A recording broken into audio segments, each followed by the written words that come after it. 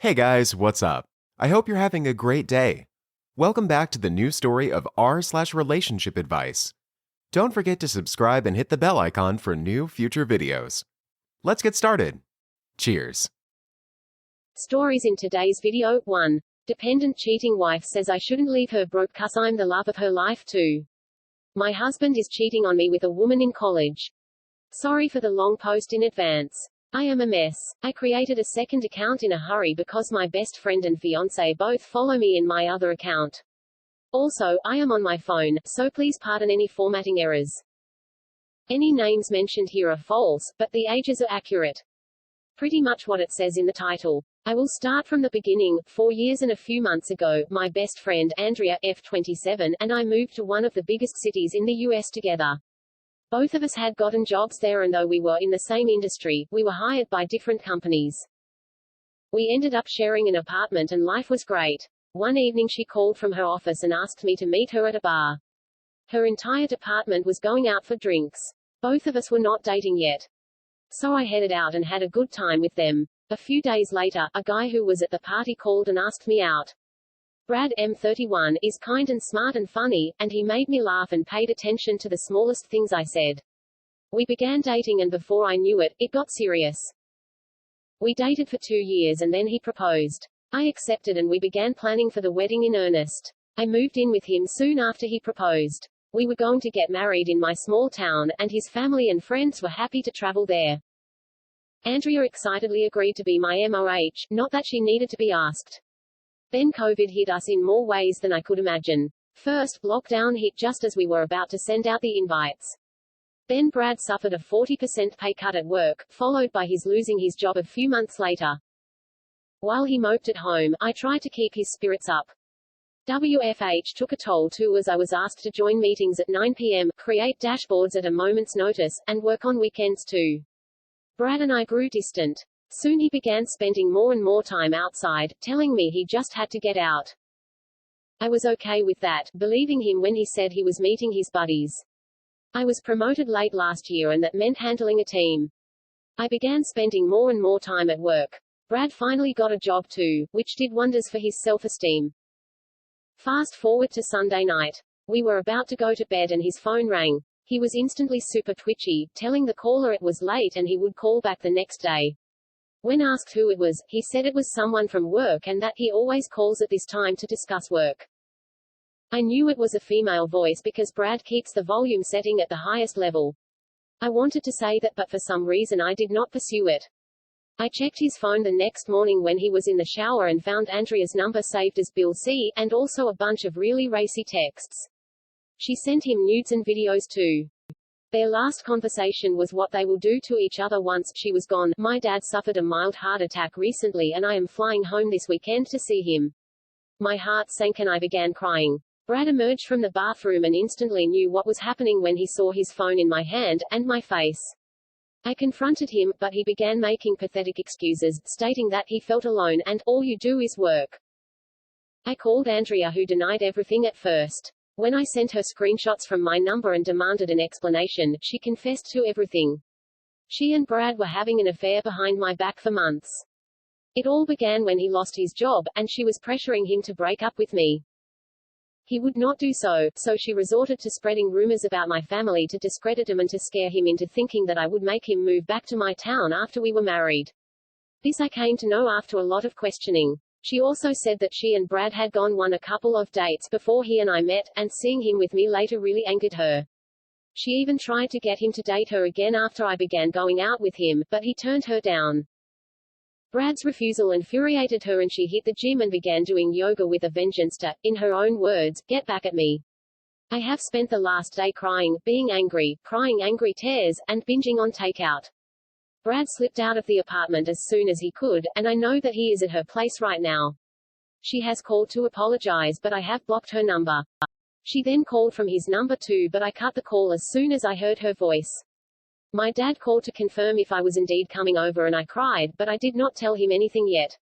He thinks I cried out of sheer relief because he is doing better now. I want to break up with him and sever all ties with Andrea for good, but first I need to see my dad.